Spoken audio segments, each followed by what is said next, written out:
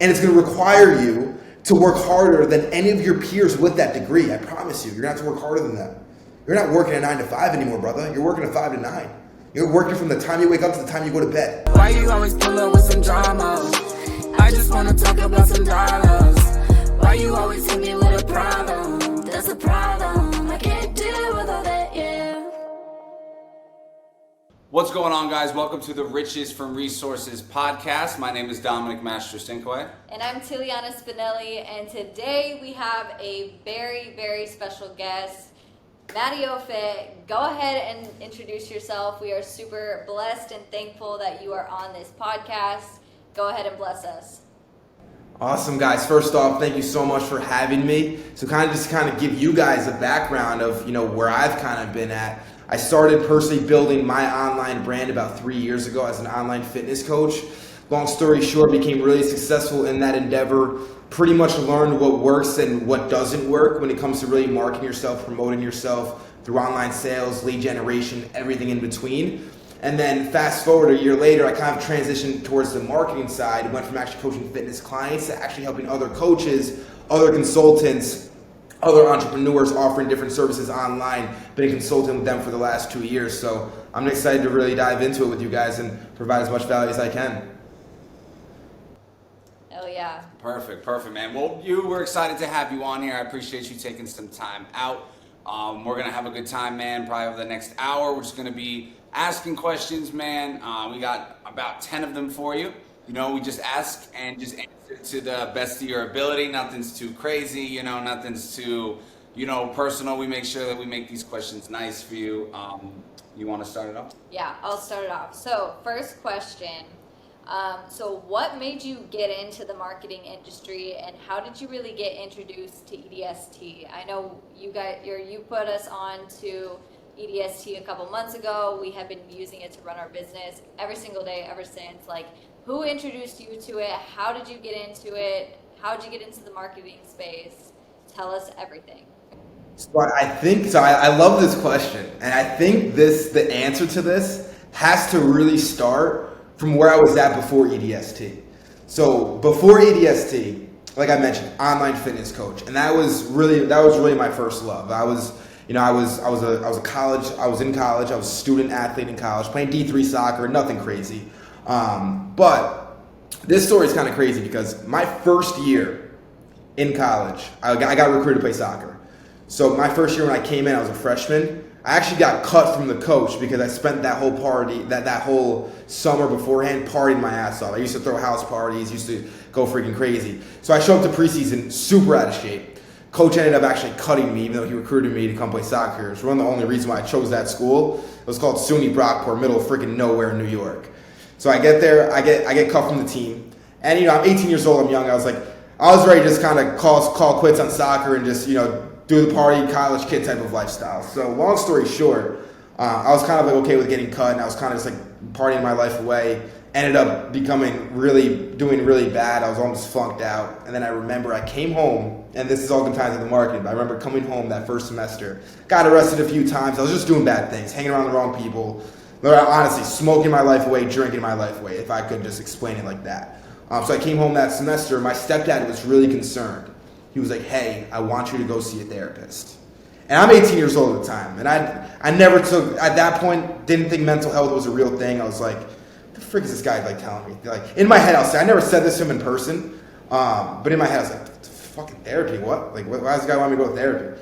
But anyways, I didn't want to disappoint him. So I was like, all right, I'll go see therapy. And then he recommended me this guy. He's like, this is my therapist, been seeing him for years. He knows a little bit about you. Just go to him. I think he knows a little bit more about your story.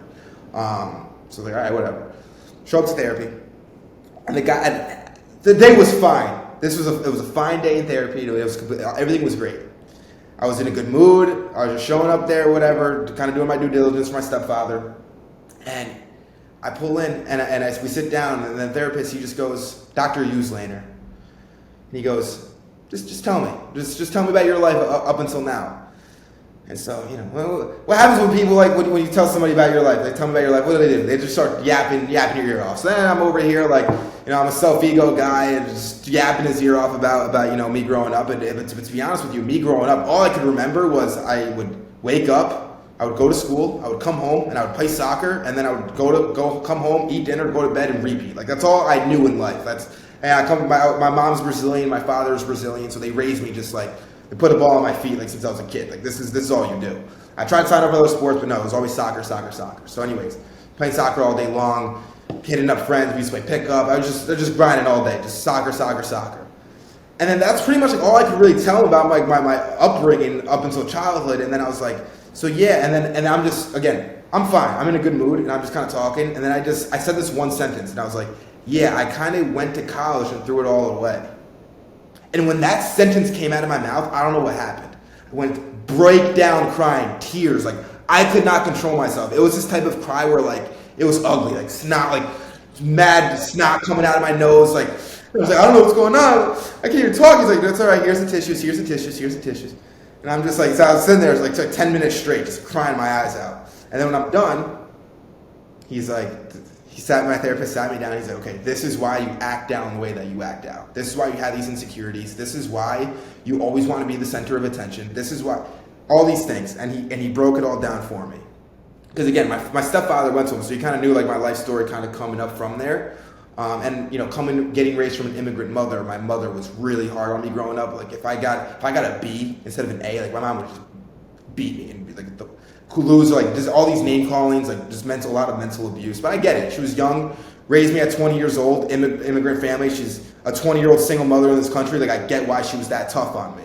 But when you're that young and when your mother calls you a freaking loser every single day since the age you were 5 years old, like that kind of hurts you, and then when you're kind of growing up and want to do big things. So anyways, I share this because from that day forward, something clicked inside me. I was like, nope, I'm getting my ass back in shape. I'm making this freaking team. I'm gonna do what I can do for this. And again, this is only D3 soccer, so it's not nothing crazy. But that following year, I make the team, play every single minute of every single game. We win a conference championship. We go to the NCAA tournament. It was like a Cinderella story. It was like all my friends, everybody on campus, teammates, dude, how the frick did you do all this? Like, you literally got cut last year, now you're the star player, and now the school's like, you guys are going to the national tournament. Like, it was just like something super crazy. Something kicked inside me. I was like, damn, like, if I could apply this much, because I knew I was playing Division III soccer, so I knew this was going to be, I wasn't going to go pro or anything. But I was like, I learned a valuable lesson. I was like, look, if I can do this much from this athlete type of standpoint, like, that season taught me a valuable lesson. That hard work really fucking pays off.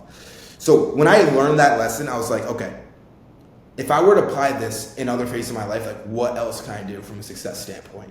And then that's when I became all into fitness. I was like obsessed with fitness. That's what got me back on the team. Like, I was in the gym 3 hours a day, lifting, cardio, everything. Like, I was freaking shredded. 6-pack out the waz, under 10% body fat. My stamina was through. I could run up and down the field all day long. And that's what honestly made me become the player that I was. So then I went all into fitness, became certified personal trainer, different things in between. But remember, I'm still in college at the time. So when I became a personal trainer, no gym wanted to hire me. So instead, what am I doing? I'm going on Google. How can I do this online? How can I like sell online coaching? Like, although I can't be with them in person, but like I know I can like probably set up an app and like have people like subscribe to like my weekly workouts or whatever the case was. So then what happens when you start to Google, you start to research, like, how do I start an online coaching business, whatever. And this is in 2020, so this is when like the peak of online coaching really started to boom. This is January 2020. And then when you start to research all these things, Instagram is a funny platform. It's a really freaking funny platform. So now I'm Googling these things, but for some reason when I go on Instagram now, I'm getting all these ads. Business gurus. Hey, I'll take your coaching business, 10K a month, fully online, blah, blah, blah, blah, blah. Get him all these ads all day long. But I found one guy. B. Mark Fail, shout him out, great dude. And I found him, and his story really resonated with me. And it was just one of those guys. Like I like his story, I like his background, I like his upbringing, like where he came from. Like, this is the guy that I want him to mentor me. Like, this is someone who I generally vibe with. So long story short, I paid this guy $500. His mentorship at the time was $1,500 for 3 months. And I remember I'm broke college kid, but I'm hungry. I have $500 to my name. And this is all I have. Like, this is all I have. And he goes, brother, it's $1,500 for the 3 months. I go, Brian, I have $500 to my name right now. I'll give you $500 for the first month. And since you claim that your program is going to help me make all this money, like, if that's true, I will pay you the other $1,000. Like, so we worked out a payment plan. So he ended up charging me $550 for 3 months. Right? So I send this guy my last $550. Now I'm at 0. But here's the thing, when you put your back against the wall and you really want something, like it just freaking comes. So anyways, I get into the course and I'm doing all my things, I'm setting up my programs, and I'm doing it. I'm doing the thing, I'm posting the content, I'm doing it. I'm doing this. I'm doing it. And guess what starts to happen? The business starts to, people are actually hitting me up, hey, I'm interested, let's get on the call here. And I'm now selling these programs. I'm like, oh my God, this is working. So I was able to pay the mentor off. We worked out the payment plan. I fulfilled on that. I got the course. I got everything, and that was the start of it all. That was the start of this whole journey. And then this is January 2020. So February, March, I was really starting to exceed. And then what happens? March 2020? COVID hits. So here's the thing. I made all this money, and I remember when COVID hit. I had like my biggest month in February and like early March. I was having my biggest month. Like I was signing up, I think I had like 20 or 25 clients at the time. And then I remember I had to refund everybody because the gyms closed. And this was like my young entrepreneur mistakes. I didn't adapt to my environment. So like I never created like an at-home like I could have kept the same clients, same pricing. I could have, or maybe like lower the price, and I could have done everything like virtual, like at home type of thing. But that was my failure to adapt as an entrepreneur because I'm still young at this point. So what I do, I refund everyone. I just care about good business. Refund everyone, and then I get into this kind of like depression type of state.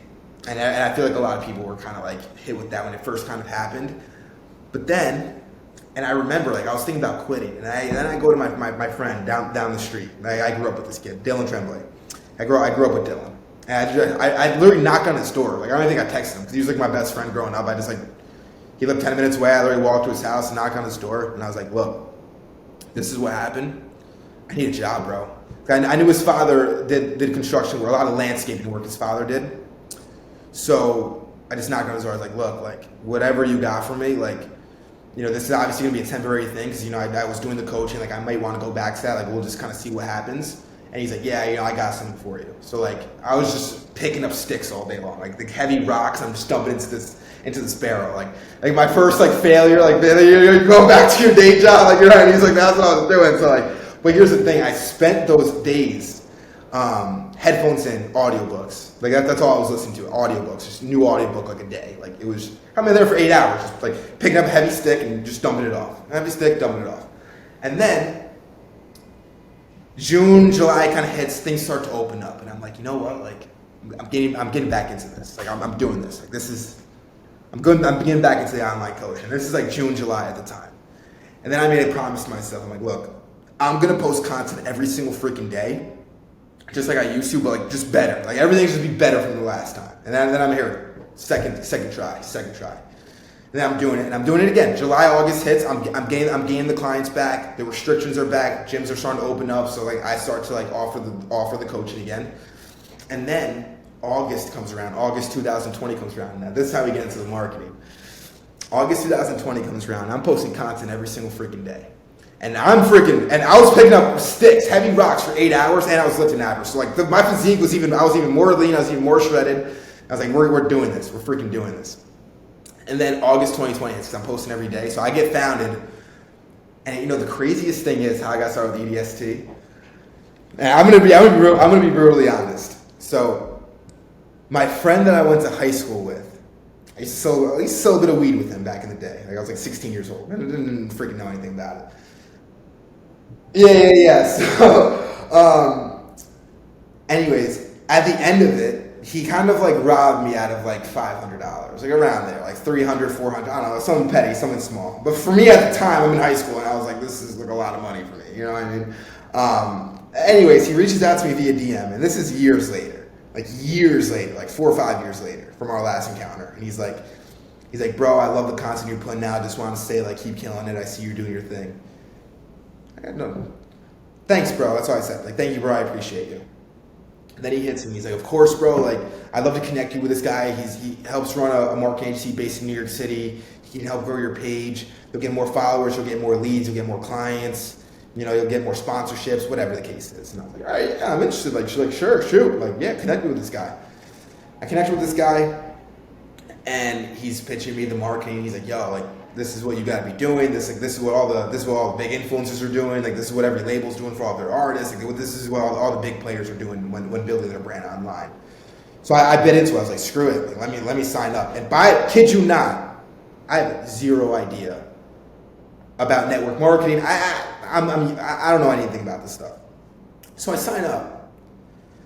$250 a month. It was like a $250 a month plan. I signed up. I freaking loved it. I kid you not, within 60 days, my business doubled. I'm on the explore page left and right. People are DMing me on Instagram. I want to work with you, blah, blah, blah, blah, blah. They just see the growth. And like, it's just like compounding. Like everything's just compounding. And yes, could I attribute myself for the content I was putting out, for like the way that I was handling myself? Absolutely. That was definitely part of the success. But also like the help from the company really helped me grow. And then when I saw all these success flowing in, my guy was like, hey Matty, like, you know, you can make some money referring, like selling this service to other people. And then I take a step back and I'm like, wait. You're telling me that I just have to offer this service, pretty much just sell the service to other people, and like I just clip my small percentage, 25, 30%, but you guys manage everything? He's like, yes, exactly.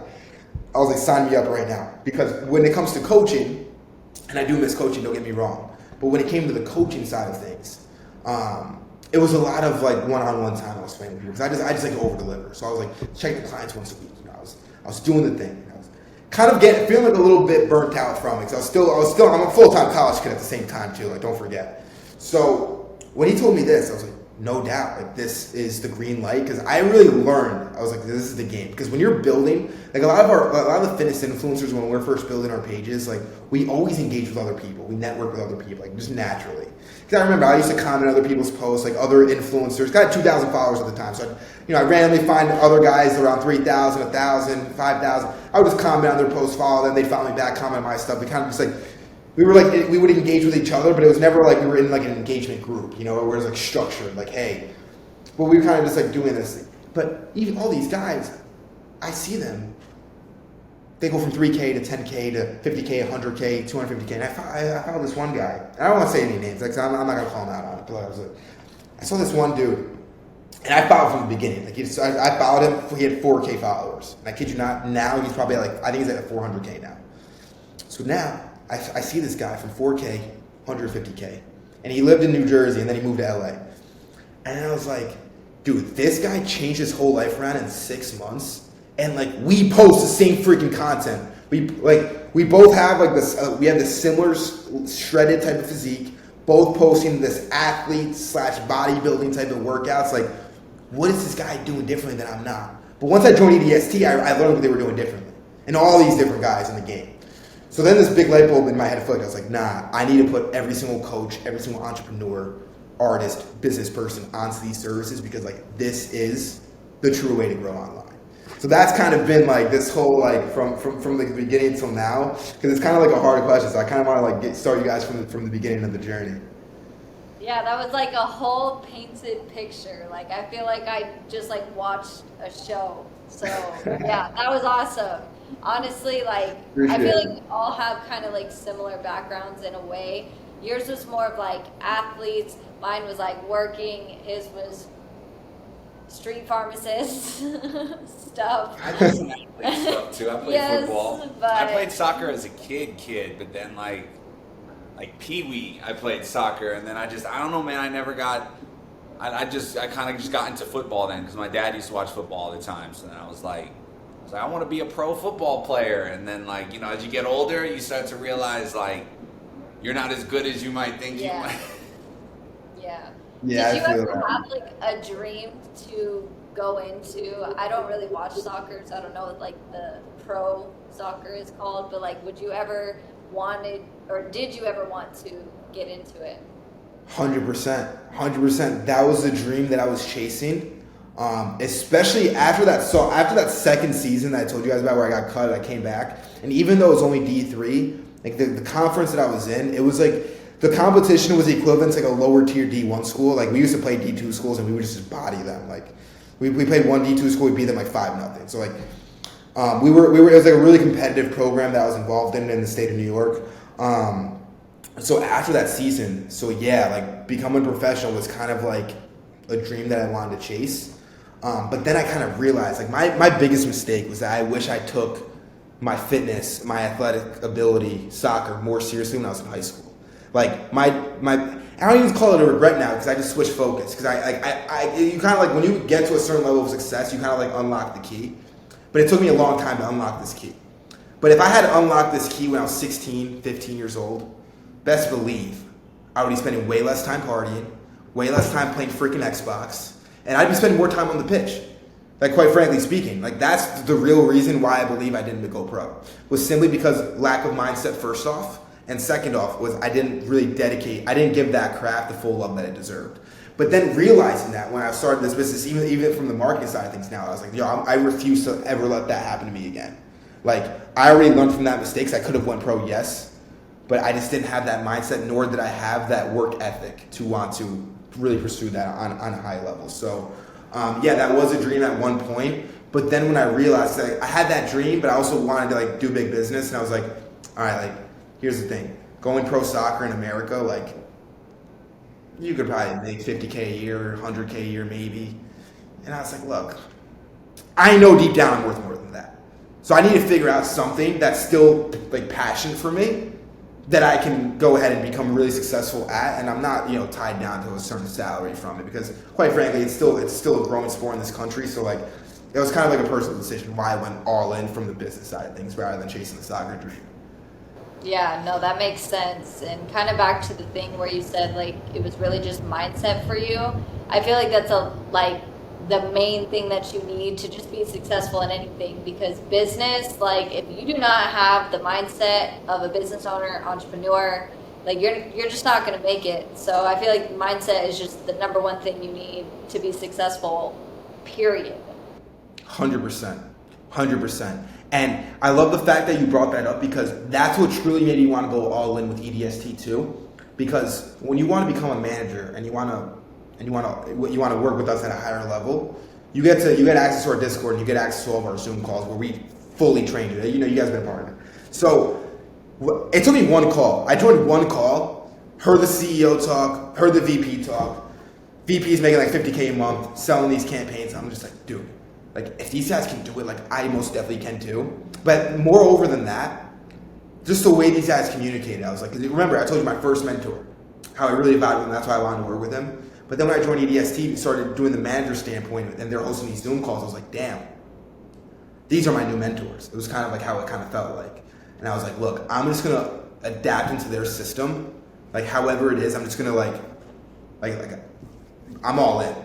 So that's pretty much like how that kind of came about. But speaking on the mindset standpoint, like, when we host calls every single day, and like coming to those calls, asking questions. I used to come to every call. I used to ask questions, everything they would say, I'd write it down on a piece of paper. And I remember our CEO, I used to stop our CEO mid-Zoom, I'd be like, yo, say that again, one more time, please. So I could fully write the note down on the points that he was saying, because I wanted to just fully become a sponge and absorb it all. But I think that's also why I became super successful with it too. Because, in a lot of these network marketing things, a lot of these network marketing companies, a lot of people think scam, pyramid scheme, whatever the case is. And sure, if your only goal when you're joining any company is simply to try to sell other people on the product without fully utilizing the product yourself, of course you're going to think it's a scam, and of course you're not going to be successful at it. The only reason why I became successful with EDST is because I became a product of EDST.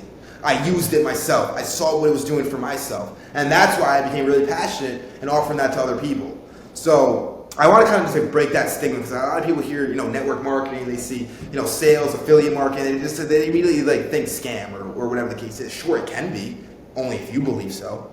But if you actually fully adopt the product, you actually utilize it, you actually see the value in it, then you can offer that value to other people. Because at the end of the day, that's all it is. We just give value to other people. We're taking people from point A and helping and bridging the gap to get them to point B. Yeah, facts. And it's funny because the first ever network marketing company that I joined was actually Monet. It's a hair care and skincare company. And the way to get into the company is you have to buy their packages, and you have to use them yourself. Like, that's the only way that you can even join, is you are on one of the platforms. And that's kind of like how EDST is as well. You can't be a manager, you can't resell it unless you have the systems package. So I really personally like that over just, hearing about something and then just referring it to people. Like, you got to be the product of the product. 100%, because it's just not transparent. Like even that hair care, that skincare product that you were selling, if you personally used it, you liked it, you can say, hey, Abby, look at my skin routine. You see how my skin's nice and pearly, shiny? Yes. Okay. Yeah, this is what I use. Here, use it. But like, what would be the point of you saying, you see my skin's perfectly shiny? Hey, I use product B, but I'm giving you product A. Where's the transparency there?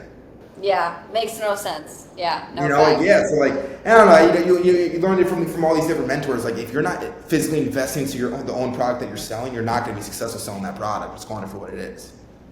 That's the number one thing that Grant Cardone talks about. I mean, we're in his 10X Accelerator, and he always says, like, if you do not have your own product, like say you're just a sales rep or something, and you don't own your product, you should 100% not be selling it. That's just it. Like, couldn't agree more. You shouldn't be selling it. Could not agree more.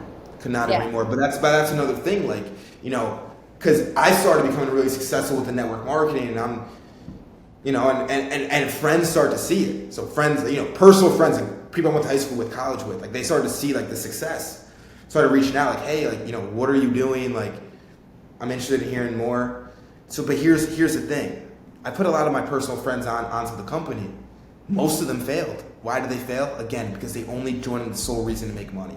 Whereas for me, I don't give a if you sell under me or not. I really don't, because I know my value, and I already know that I've personally worked with over 1,600 entrepreneurs in the last 3 years. Like, that's not going to stop. If an entrepreneur wants to come into it, see the value from the campaign, but then they have 2 to 4 hours a day to potentially become a manager, wield this full time or wield this part time to their network, great. But if not, I simply don't need you to come in to sell for other people. Like, I simply want you to join based on the value that I'm bringing for you. And then if you want to sell afterwards, great. But if not, no problem. I'm still gonna show you, and I'm still gonna help you build this thing online. Yeah. Yeah, I feel like that's honestly, I feel like most people, like, I agree with that part.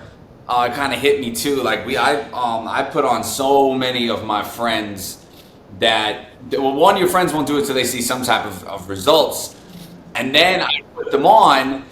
And every time that they would just be, I mean, obviously, yes, yes, you do things to make money. Everyone does things to make money. Like, if someone were to, like, just because it's not the number one reason doesn't mean, that it has to be, that's what you have to do. And my friends, when I would put them on to the MLM that we all were doing about trading, this was back in 2017, 2018, before Bitcoin became what it is. And all my friends were like, okay, so like, how can I make $5,000 in my first month? I'm like, dude, I haven't made $5,000 total yet. I was like, I've been in for like 3 months. I haven't made it. He's like, well, then, how do you know we're supposed to make money? Like, I want to make $10,000 in my first month. I'm like, from trading? And they all just fell off. And it's the sad part is when they fell off, they stopped talking to me. Yeah. They all just stopped talking to me. They fell off, and I was like, dude, we can still be friends just because you didn't work. But I agree with what you said, man. Some people are just in it for the money, and then it's like you don't really use the product because you don't care. You just want to sell it. Just like your friends were successful, that's the same reason my friends weren't successful. You know what I'm saying? And then people want to kind of look at you like you're the bad guy. But here's the thing: that's why even today now, I've kind of learned from that mistake. Even today now, if like a friend hits me up and they want to like learn how to make money with me, I'm like, look, like, first things first, like, I'm not selling you a fucking dream. Like, I do not need you by no means. Like, sure, do I make a small commission if you bring other people on? Yeah, I don't need that. That's not making or breaking me by any means. But if you're hustling and you truly want to know how this works and you want to actually adapt to this product, because here's the thing. If you're trying to sell anything online and you don't have an image, you will fail. I don't care if you're selling marketing like we do, you're selling credit repair, you're selling real estate, you're coaching, life insurance. If you don't have a credible brand behind your name, nobody's gonna buy from you. If you're not putting out content that's providing value, like if I can go to your page and I can teach myself how to repair my own credit, that should be the goal. Because then it's like, damn, I'm getting all this free value from T. What would happen if I actually signed up with T? My results would speed up tenfold over again, right? But that's how every entrepreneur should operate when building their Instagram, when building their social medias, TikTok, whatever the case is. Because the more free value you can give and the more people can just get results on their own, the more people are going to think of you as an expert. So when they really do need that help, you're the first person on their head every single time.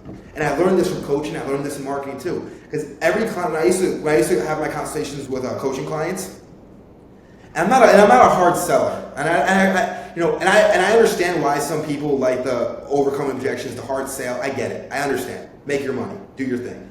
But for me, it's more of like, look, I'm going to paint this picture for you that I know for a fact that if you invest with me, that I'm going to get you the results that you want. But I do know another thing, that if you don't invest with me and I come back to you 6 months later, there's a 99% chance you're going to be in the same exact spot that you're in right now. Why? Because I know that people really don't take things seriously until they finally invest into themselves. That's why there's tens of thousands, hundreds of thousands of free workouts online, but guess what? The population, the overall world population, percentage-wise, is still getting fatter and lazier year after year. And this is just a fact. I don't want to talk down on anyone when I say this. It's just a straight-up statistic fact. United States overweight and obese population. The percentage goes up every single year. And even though there's all this free info out here. But why?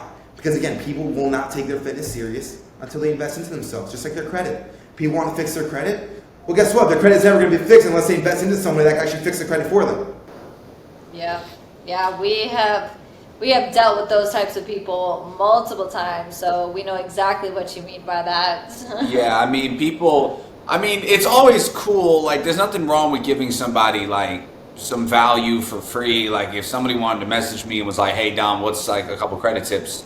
Like, just texted me. I'm obviously gonna shoot them over some credit tips. I'm not gonna be like, "Oh, that's $50."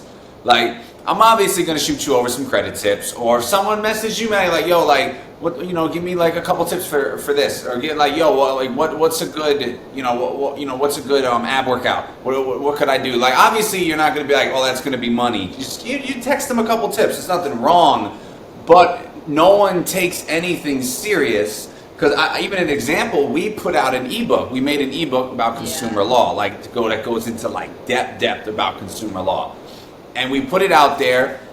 That's kind of how, freaking our dogs in us. That's kind of how we built that pipeline up a lot. Is we put crypto. Stop it, man. His name's Crypto? Yeah, his name's Crypto. Yeah, I named it. What a name! What his name?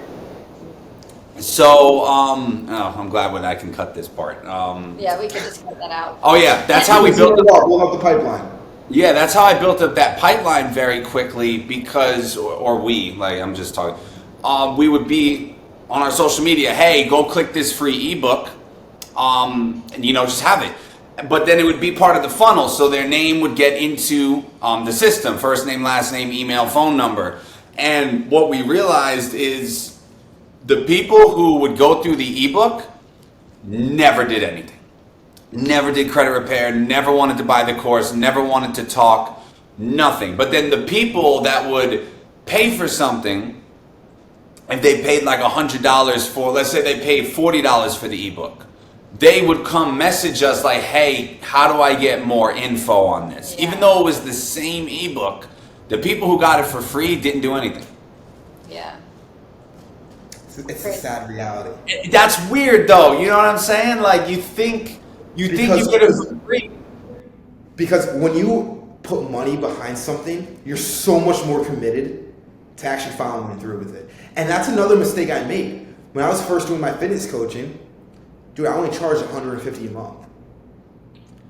$129 a month, actually. $129 was my package a month. And don't get me wrong, for some people, $130 a month, like, yo, that's like a car payment, that's a bill. I get it. For some people, it could be a lot. But in the grand scheme of things, it's less than $5 a day. I personally think $130 a month for fitness coaching is freaking dirt cheap. But anyways, and it was a little cheap. Because here's why I know it was a little cheap. Because people still didn't really take it seriously. But I do know if I were to go back, my number one mistake that I made, I wish I charged more. I wish I charged $300 a month, $400 a month, $500 a month. You know what would happen if I charged more? Clients will only have seen greater results. Because don't get me wrong, I love the clients I work with, every single one of them. I thank them for the support. But I do know that there's a solid 25% of people that signed up and then never even looked at a workout that I gave them. Why? Because I knew the price was too cheap for them. These guys must have been more higher level clients that 130 a month it wasn't making or breaking them. So they were like, it's only 130 bucks. I'll just cancel it after this month, whatever. We had that with, this is why we're raising our credit repair prices. For this reason, and also we upgraded our systems. There's a lot behind the scenes. I had this one person, right? This was, oh my God, this was months and months and months and months and months ago. And I've talked to him for so long. And, I felt really bad. We got on the phone. I felt bad for him. He had a horrible credit score. And I was like, all right, man. I was like, how about we just do 2 payments of 150? 2 payments of 100 for credit repair. Because we were already having, like, I think we had made, I think, a couple G's that day from websites. We were about to go get a car, so I was just feeling good. I was like, I'll do 2 payments of $150. $300 for full credit repair. You're not going to find that better. I was like, so he paid me the $150. Now, for people who like how credit repair works is if you pay someone for credit repair, you now have to go in, sign the documents, give them your credit monitoring, upload an ID and a bill. So I can send out letters because I can't just send them for you. I have to attach your ID and bill. Never did it. Never asked for a refund. Never responded back after he paid me the $150. I was like, and I would message him like, you gotta upload your ID. And it's been like 4 months. He just paid me $150 and never spoke to me again.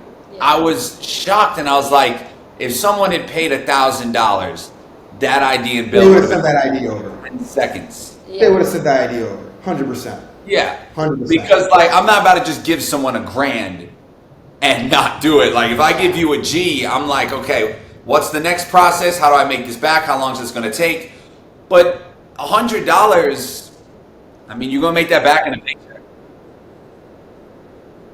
Even if you're struggling, it's still not that. That will be in your next paycheck. Like that's going to be in your paycheck. That's a tax return. You know what I'm saying? Like that's not, some people spend that on cigarettes or vapes a week, or drinking, or that's one night, depending on what city you're in. Because in Miami, that's just parking. But literally, bro. When you go out in some cities, you can spend $100. In Miami, got to have another zero attached to that. But it's just, dude, some people, that's why we raised, and I made a Facebook post about this. I was like, and a couple people messaged me and they were like, that's not true. That doesn't make sense. And I'm like, I can tell you're not a business person. Yeah. I said, it's easier to close a $5,000 client than a $500 client. And they're like, how? That's more money. I'm like, because the $5,000 client just sends it over. He's like, bet, I like it, let's do it. The $500 client's like, I got to think about it. Let me think about it. Oh, how about if I send you half now and half later? Rich and famous. Yeah, the $5,000 client's like, bet, what's your Zelle? Yep. Boom, send. Okay, send now. No, there's the 3 words. Send the invoice. Yeah, send the invoice. Exactly. Invoice. Like, Yeah. I'll do this right now. That's a tax write-off. And that's it, man. And then they don't bug you every 5 seconds. We've had credit repair clients, and like with you, we love all of our clients. We had one person that paid. 4 days later, she messaged us and said, any updates? I'm like, the letters didn't even get to them yet. I'm like, it's still in the mailbox. I'm like, what are you talking about? They're like, oh, is there any, I thought you said you guys are quick. I'm like, dude, you have to legally give them 30 days to respond. I'm not going to break. Legally, you have to give them 30 days. They're like, oh, 3 days later, any updates? I'm like, dude, it's been 7 days and you've already annoyed me. I'm like, I kind of want to give you your money back if it gets you off my bed. Like, some people, man, when they get stuff for free or they pay only $120 for, $129 for workouts, like it's like you want to help people. You want to help all people, but then at the end of the day, now I only want to help people that want to be helped. I only want to help serious people. Like I've wasted too much time, too much energy trying to just help everyone when most people are just nosy. That's the thing, is like people get nosy, and I feel like sometimes with social media, you get FOMO and people just hop on something just to hop on, but then it's kind of like, like some people would be like, oh, well, you still got paid from the client, all this, and it's like, that's not the point, especially when you're an entrepreneur, you're a business, you put a lot of work into, a course or a program. Like, you want people to use it. That's the whole point. The results. 100%. The testimonials, to me, is worth more than our $5,000 that we would get from the course. Preach that right there. $5,000. I'm sorry, but that was 1 month of bills in Miami minimum. Yeah. Like that 5 G's, that's a month. But like that testimonial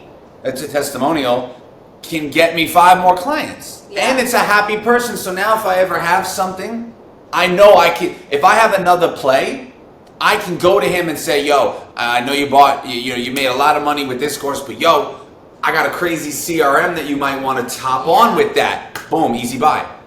Like the first person I sold the CRM to was like, okay, I'll do it. Send it over. Like they didn't even ask. They were just like, well, I did credit with you and you didn't do me wrong there, so I'll just buy. Yeah. It's like, that's what it's about. Yeah, and that's what it's about, just building that strong network. Like, because here's the thing, it's like a dime in a dozen. Like, so like finding people like us, like it is rare. It really is. It really is. I think it's, it's about 5 out of 100 people just from the entrepreneur space, if you want my opinion on it. Because you're right. There is a certain mindset that we've all adopted to become where we're at, but that's because we have this mindset. Why? It's from all the self-development that we've done.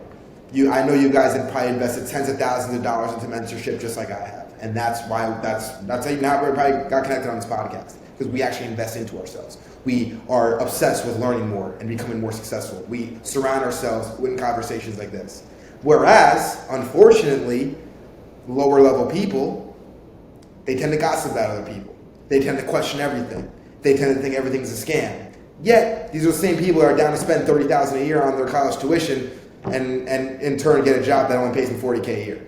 So yeah, I'm not here to point the finger on anybody, but I'm just saying, like, there is a certain mindset and a certain level in terms of this money making flow that we're having this discussion on.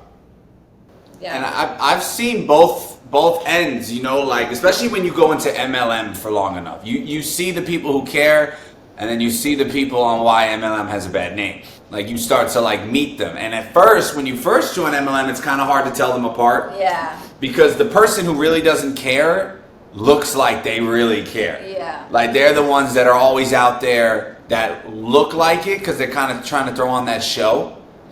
But then when you start to meet them behind or after the event, or you start to meet them behind the scenes and you start to kind of see, you're like, wait a minute. And those are usually the people who fail, or usually the people that will fall off. And it's like you said, Matt, like at the end of the day, if it's only for the money, and that's anything, man, like if it's only for the money, then it's not, it's like, I feel like in working out, it's kind of like if you're only working out, for one certain, like if you're only working out for, I just want like a summer body or something. Well, what happens when winter comes? Do you stop? Are you just only doing it? Or are you working out to be healthy? Are you working out to look good? Are you working out to feel good? Are you working out to live longer? Are you working out to lower your blood pressure? There's so many different ways, as opposed to most people. Like a girl will say, I just want a butt, and a guy will say, I just want abs. That's it, which is why most people, because you need the whole body. Like you can't have no leg, you can't have no muscles, but just abs. Like it has to be the whole, and that's why people, you see ab implants, butt implants, breast implant, like, well, the breast implants don't really have anything to do with working out, but all these types of implants, because they're like, they want it right now, they want it right this second, instead of doing the whole process. So I feel like it's just like working out. It needs to be the whole thing instead of just, I just want abs. It's like, okay, but you have to do everything, and then they don't. I'm happy you brought this point up, because here's the thing, Dom. Dude, I didn't get my body transformation until I got my heart broken. I was dating this girl in college. She broke up with me, and I was freaking depressed. Like, when I tell you depressed, dude, I was crying in my dorm room like almost every day. Like, it was bad. Like, for like an 18, 19-year-old, like, I was down bad.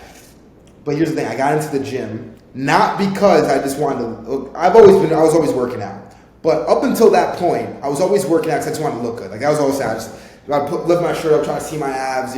All I cared about was just looking hot for the girls. I'm not even kidding. Like, that was external motivation.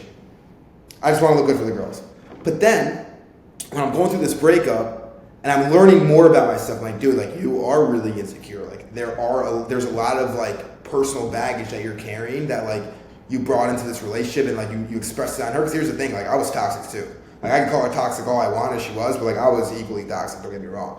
But I learned that about myself.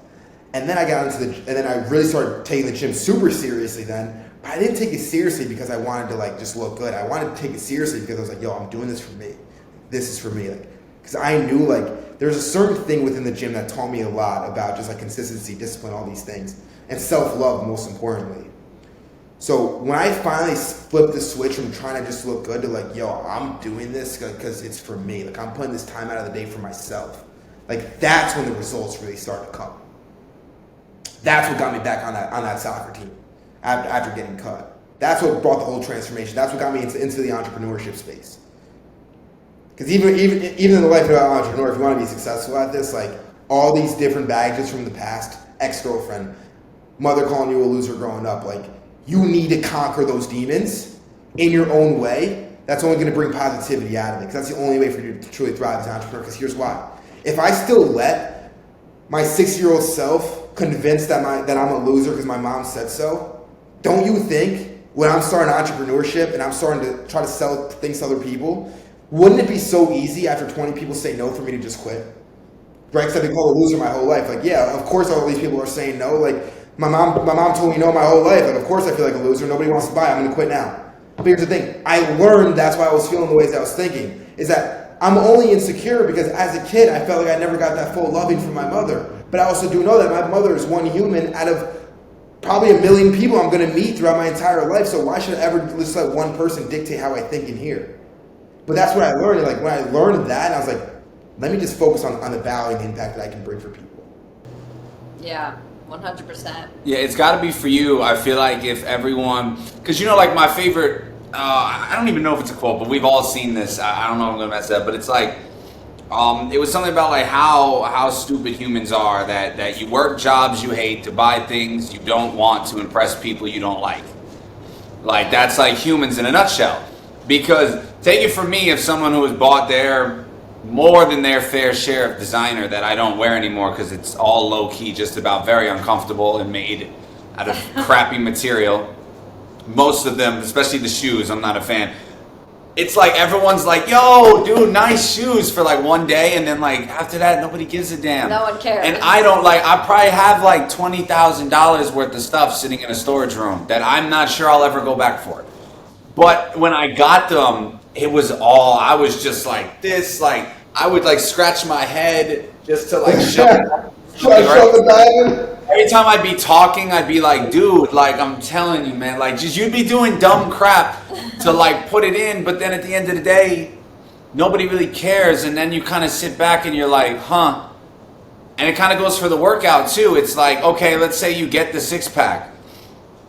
Girls don't really do that. Like, it's not like in the movies, in the cartoon movies, where they will see a guy with a six-pack and 40 girls run up and jump on him. It's actually reversed. It's funny, but it's reversed. It's the guy who gives more of the compliments. Yeah. And it's like, dude, then what? Do you just stop working out because you didn't get what you want? And it's the same thing. It's like if you make a lot of money, you want to get those nice stuff. Like me and Nick lived in the high-rise life in Miami for like 3 years. The first 6 months we was getting praised like we was Bill Gates or something, and then like nothing afterwards. And then I was like, wow, this is kind of like a waste of money after a while. I'm like, nobody cares. But then I realized, I was like, well, nobody cares. I was like, why am I doing it then? I'm like, do I care about this view? I'm like, I don't care about this view anymore. I'm like, so why am I here? Like, it takes something, man. Like, it takes something usually that like F's you up to where you're like, you know what, I just have to do this something for me. Like, I don't even care what you think. I don't care what people have to say. Because if I follow what people have to say for one more minute, I'm gonna freaking collapse. So I just got to do this. Find it out, man. I mean, I feel like people have to go through that. Humans have to learn the hard way. No one learns the easy. No one's like, oh, I did it right before something went wrong. No. Something went bad, and you're like, I had no choice. Like, why'd you quit? Why'd you quit this? Oh, I had no choice. Like, why'd you get in shape? Doctor said I was gonna die. Like, why are you an entrepreneur? I almost got evicted. Like, it's like something always bad happens where it's like, dude, it's sink or swim. You know what I'm saying? Like, you have to, and I feel like that's why a lot of kids who are coddled by their family I don't want to say this, but like become, because I don't like calling people this, but like become losers in life because they don't know like what failure is, and that life isn't like life is a bitch, man. Like, life doesn't care. Oh, it's hard, bro. This shit's hard. You know what to run back to, you know what I'm saying? Like, I know, like, after when my mom died, it's like, and I was just living in my grandma's house with my brother. It was just us, and it was just like, yo, who we going to? Like, we have to make this work. There's no one to, like, obviously, like my grandma, but she's in North Carolina. You can't just, so it's like, who do you go to? It's like, you have to look for yourself, and I feel like a lot of people struggle with that because no one's just like, no one just gets on, they're like, hey, I'm proud of myself. They're always like, yo, like, did you see what I did? Like, people aren't just like, I don't care if they saw it. Like, I did it and I'm happy. It's always got to be for you. And Don, there's one thing that you really said about getting into the gym, because here's the thing, man. Like, before I've had this huge body transformation, beforehand, I was like skinny kind. I was kind of like the skinny fat type. But anyways, before I was like really serious in the gym, I got so many more girls. Like, I kid you not. Like, my freshman year of college, when I got cut from that team, so I was out of shape. Like, dude, when you're the life of the party, you're throwing parties, you're going to all these parties, dude, the girls come so easily. Like, I'm calling it for what it is. Like, they came very easy for me. But then, when I got all into fitness, and I just cared about the gym, I just cared about results, I just cared about getting my ass in shape, I didn't have time to party as much.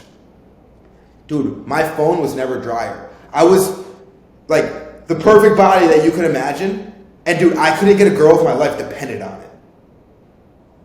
Because it's like not what they want. I mean, like, a girl, if you have a six-pack, if you have a girlfriend, they'll be like, yo, like, that's sexy, like, you look good. But, like, at the end of the day, it's not like what the cartoons, make it. Because to get that type of body, you need a certain level of discipline that only a certain other person can handle. Yeah. It's like you can have a skinny pack in high school, but you can't have a six-pack and be partying and drinking all the time, because that will be gone in about a week. Like, if you just in beers for a week straight, probably going to disappear, and then you're going to be upset. So, like, that, I just always found that funny. And with discipline comes sacrifice, comes time, comes commitment. So that's why you just simply don't have time. I simply just didn't have time to just be partying as much as I used to. Like quite frankly, just calling for what it is. And that's why the phone was dry. Because I remember freshman year of college. So even though I got cut from the soccer team, I was boys with everybody on the team. And all these guys, every weekend, they thought I was the man. They invited me to all these parties because I used to bring all the girls. Like seniors would hit me up. I'm a freshman in college. The seniors would hit me up. Yo, I'm going to a house party here. Bring all your friends, whatever. Because I would bring all the freshman girls, whatever. So everybody freaking loved it. And dude, every weekend, I kid you not, freshman year, my Snapchat, he would just slide up. Where's that tonight? Where's that tonight? Where's that tonight? Where's that tonight? Come junior year of college, senior year of college, I had this huge transformation. I wasn't that senior anymore. Dude, nobody was hitting me up, guy or female. Nobody. And it was crazy because it's like, yo, when you're hot, when you got shit going on, like, people want to be involved. But then when you're deep down, and like when you're going, I told you had a girlfriend, I fell in love, got heartbroken, got depressed, really started to focus on myself. Dude, nobody cares anymore. When you're in your transformation phase, nobody gives a fuck. Like, they really do not. Because you're not adding value to them anymore. Like, I'm sorry, there's no parties like I gotta send you anymore. So guess what? They stopped calling. They stopped calling you bro. I don't know. I thought we were friends this whole time. And all these people that were hitting me up, and I was starting to grow on Instagram, these people were unfollowing me because I was posting too much fitness content. Here's the thing. I never let that consume me, because I was like, look, people are going to follow. People are going to follow. I don't care anymore. Like, I'm doing this for myself. And as long as I can impact one person, that's all I care about.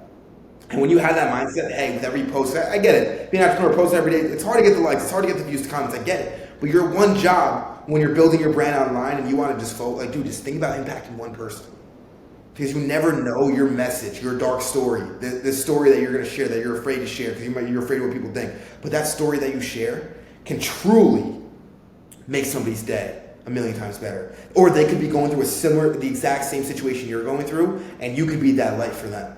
Because I kid you not, even though we talk about, hey, you really don't see results unless you invest in yourself. That's 99% of people. There is 1% of people that truly are tied up in funds, don't have the resources to invest into things, but they do take the advice seriously and they do make the results. This is the 1% I'm talking about. This is a very small percent of people. But this small percent of people, they would DM me. They were like, hey, Matty, like, I never worked with you, but like, I just want to let you know that just by following your page, like, this is the results I've been getting, following all your tips, and like, it was like a whole transformation. I was like, holy crap, like that melts your heart because you know that, like, as an entrepreneur, like, as somebody who just wants to give, like, at the end of the day, like, that's what we strive for. Yeah, the money's great. Obviously, that's one of the biggest motivators for every person doing anything. Obviously, we need that to survive, quite frankly. But like, the most important thing behind it is, like, dude, like, that message that I get, like, all my hard work, and it's like, that's the most rewarding feature of it all. Yeah. I felt that when you said that there's nobody else around, man, dude. When I was younger, I moved out of my parents' house because it was just becoming too much. And I stayed at my grandma's house where they bought it like back in the day, so it was cheap, but they didn't live there, so it was just me. And it was a legit grandma house. Like, there was no second, everything was on the first floor. Like, there was one floor, no basement, the garage was a separate part, one driveway shared by the neighbor, and I stayed there. And when I was doing my stuff, you know, whatever, when I was doing my things, everyone was coming over my house. People were sleeping on my floors, or more like blacked out on my floors. Music going, everyone, blah, blah, blah. And everyone everybody, every day I had messages, yo, can I come over? Yo, can I come over? Yo, can I? Everybody, of all ages, everyone was just coming over. How old were you when this happened? I must ask. I was like, I mean, this probably started when I was probably like 20, but when I moved out at 21, because, you know, like, I mean, when you live up north, it's you not moving out at 18. Like, that's not going to happen. So I finally got out when I was 21, and everyone, because I'm 21, so I could buy alcohol now. And I have a whole spot to myself, judgment-free, no adults, and everyone's coming over. So about 6 years ago, and I was really starting to get into, like, trading and learning entrepreneurship. And as I started getting more and more serious, someone would be like, because at first everyone who messaged me, yo, can I come over? I'm like, hell yeah, you don't even have to ask. And then I realized that was a mistake. Yeah. And I was like, no, you got to ask now. Now you guys have to ask. Like, you can't just, because then I'd start having, like, business meetings at my house, like little events. And then motherfucker, like people, like 5 girls would show up drunk, like, oh, I thought you said I didn't have to ask. I'm like, no, like, get out. Like, you have to ask now. Like, and the more I got, like, I don't want to say the more successful I got, but the more I got, like, educated, the more I expanded my mind. Not only did less people come, but I was happy they didn't come, because I'm like, dude, I can't even stand being around these people. And by the time that we were ready to move to Miami, me and my brother, it was just me and him. There were, like, just me and him sitting in the new apartment that we got, just sitting there like, oh, we're moving to Miami, and it was just us. There was no one was calling us to see, yo, let's hang out. Nothing. People were unfollowing it. Me and Nick, there was people who made meme pages just about us. I'm not even surprised, bro. From our town. People that, like, I've let into the house. Like, people that, like, we grew into school with. Wow. Like, I couldn't just, like, I won't, like, you don't see me. Like, this wasn't some random person.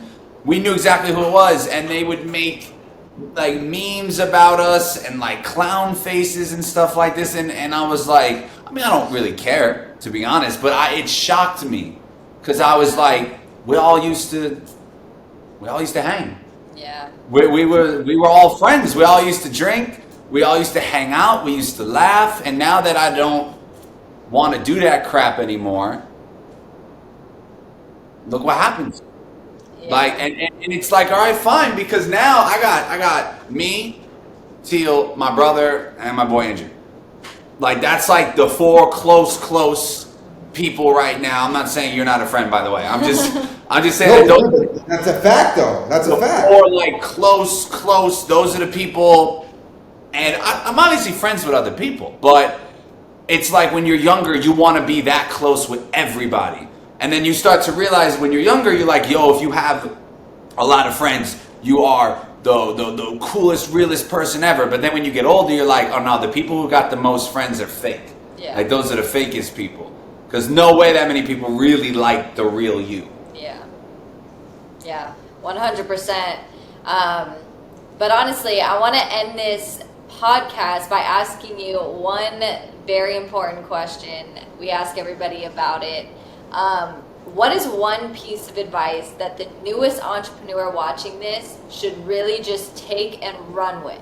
Like, what do you think is the most important? I know we talked about mindset, but elaborate on, like, what do you think is the most important? Like, they just started out, regardless of what it is, whether it's business, EDST, MLM, trading, whatever it is, they just made that decision. I'm going to be a successful entrepreneur. If you could get in the room with them and tell them something, what would it be?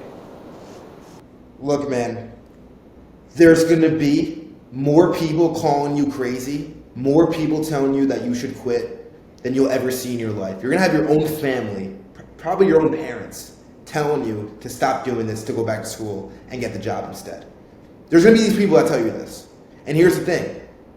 These thoughts from these people, when they tell you these things, at first, you might want to believe them. And it's going to be really easy to believe them. And it's going to be really easy for that to seep into your own subconscious, I promise you. Because I've lived through this before. But here's the thing. If other people are calling you crazy, just know I promise you you're in the perfect position to succeed. And at the same time, if you're just starting off and you're new to this, do not expect this to just be an overnight success story. This is not what it's about. It takes 5 years to build that overnight success story. So expect this to be hard. And there will be times where you want to quit, and you're gonna want to listen to these people. But in those times, that is the most important time for you to stay focused and never truly give up on this. Because to be honest with you, the only people who ever fail at anything are the people that actually quit. Sure, you can have many failures in between, but you'll never truly fail until you fully quit. Because I promise you, success is on the other side of overcoming these small adversities along the way.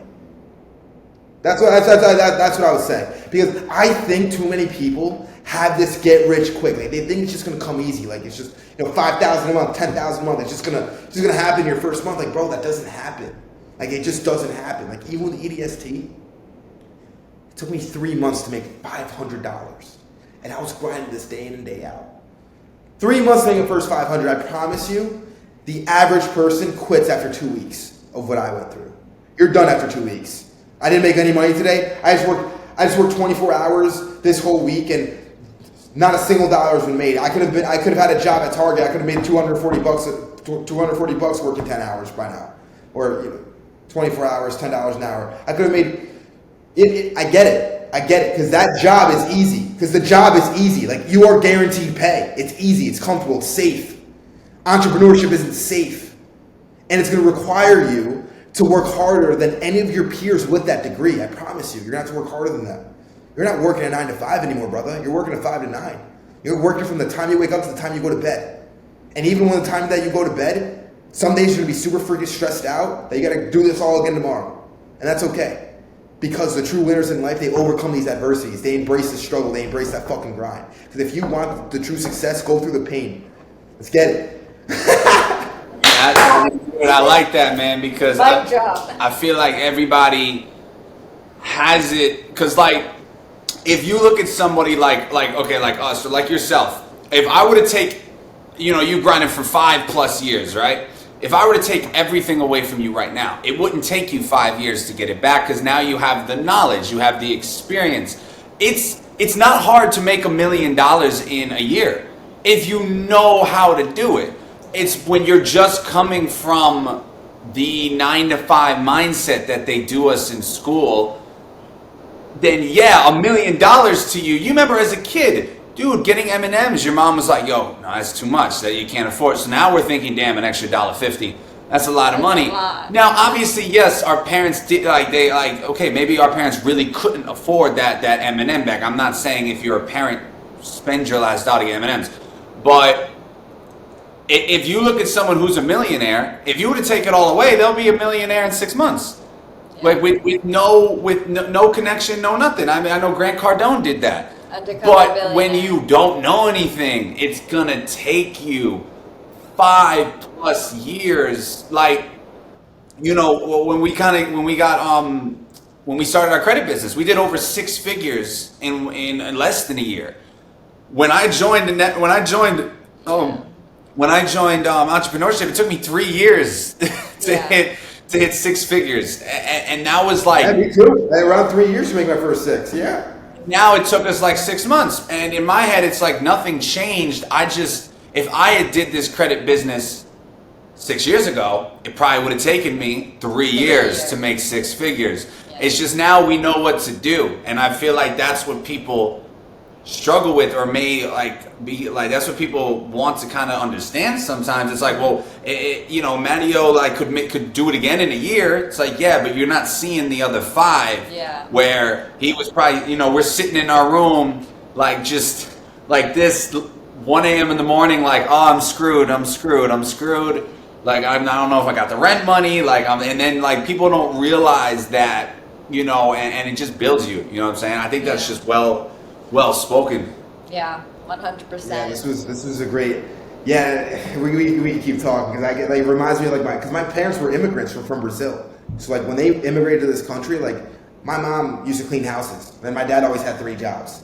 So like I get it. Like they were grinding. My stepfather, I pretty much grew up with my stepfather and my mother. I'm still close to my father, but we were all, middle class, lower middle class, for the majority of my childhood. So like, I get it. Like you had to save the money, like M&M, like that extra $2. Like I get it. I get why we had to save. But here's the thing, unfortunately, where I was brought up, my background, my mother was just following the media, the American dream, go to college, get a good job with benefits. They pay your dental, the medical. So my mom was like caught that dream. And she thought all grown ups, like, you're going to college, you're getting the degree, you're getting the job. Like, go to college, get the degree, get the job. Go to college, that's all she was engraving in my head. But then I realized, I was like, Mom, like, look, the true American dream, like, it's not putting yourself tens of thousands of dollars in all this debt. But don't get me wrong, here's the thing. If you want to be a teacher, doctor, lawyer, like, go to school, do that. That's your passion, that's your calling, go do it. We're different. This is a different conversation. This is for the guys like us that didn't want to sit behind a desk and work for somebody else who wanted to build their own thing. Because I was like, Mom, like, I learned a valuable skill set, and that's sales. Like, and I know that sales is a true skill in life that will pay me more than any degree could ever offer me, Mom, respectfully. And it took me a long time to really engrave this in my mother's head.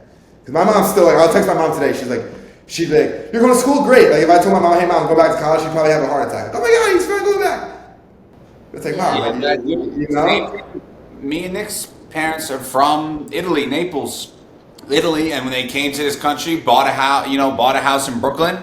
They still own it to this day. My grandfather still owns that house in Brooklyn, and it was like, look, be happy that like if you had like the mindset that my parents grew up on was, if you were like, yo, like, let's go to the store, they'd be like, there's 2 slices of bread. And what do we got to go to the store for? We got 2 slices of bread and some mayo. We don't have to go to the store till all that's gone. Be happy that you have 2 slices of bread. And I would always tell my mom, I'm like, Mom, I am happy that I got slices of bread. That doesn't mean I can't have another loaf, on the side. That doesn't mean I can't go get a sandwich and enjoy that later.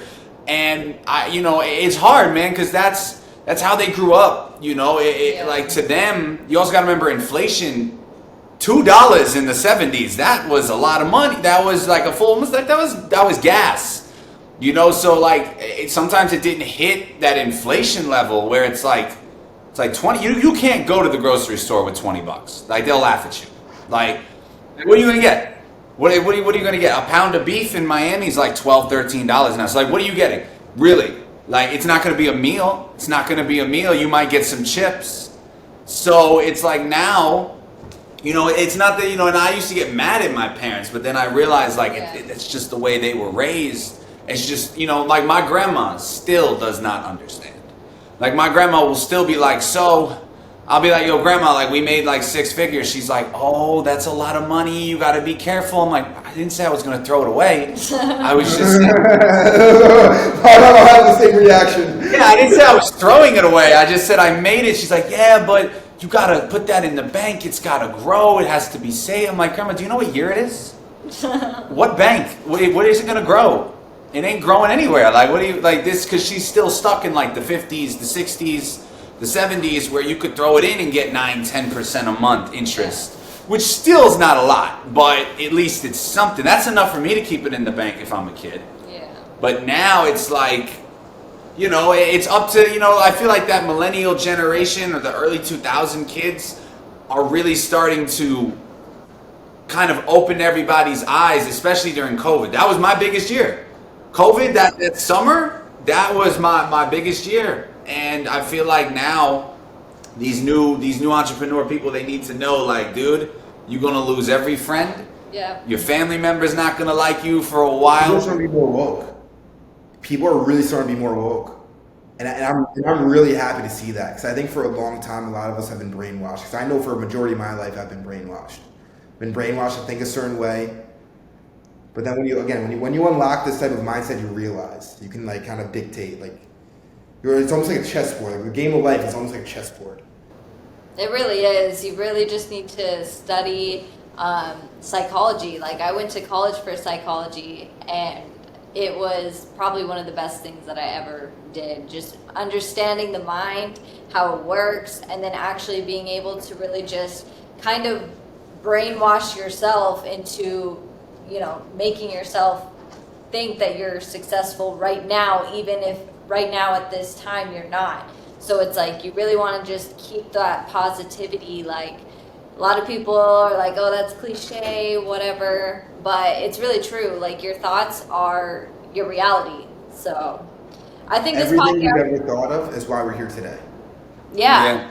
And I mean, if the bank's closing didn't wake enough people up, it's like, you want to talk about safe? I know some people didn't get their paychecks that week. Yeah. Because if the bank is closed, my friend's aunt didn't get her paycheck because the business was attached to that bank. Like, what are you gonna do? Who are you gonna call? Like, you would, like, if the business can't get their money, they definitely can't get you your money. Yeah. Yeah. That's just how it is. But yeah, man, dude, I think this was a was an really awesome successful podcast. It's funny because we always line up a bunch of questions, but usually we like to just kind of just flow off one question. We'll ask one question and then we just kind of go. But yeah, I mean, for everyone listening, if you're trying to build out your social media, you're trying to get your business more professional, more organized, or just trying to just grow and meet people, hit Mattio up, hit him with this. We get your IG to pop up. IG to pop up. Matt, just go like this, yeah. Go like this on the screen, like There slowly. you go. Yeah, there you go. Make the IG pop up. Yep. Message him. If you're trying to grow your business out, get organized, get professional, really take your business to the next level. Press, there's so many things that we wouldn't be able to fit into this podcast. If we wanted to, we'd be here for another 8-9 hours. This would be a 10-hour podcast. But Matt, I appreciate you getting on here. I appreciate you taking some time out of your busy day to kind of just tell everyone about you, drop some gems for newer people coming in. Guys, as always, this is going to be dropping every Thursday. Podcasts are going to be dropping every Thursday on the YouTube channel. Go like, subscribe. Do you have anything else you want to say?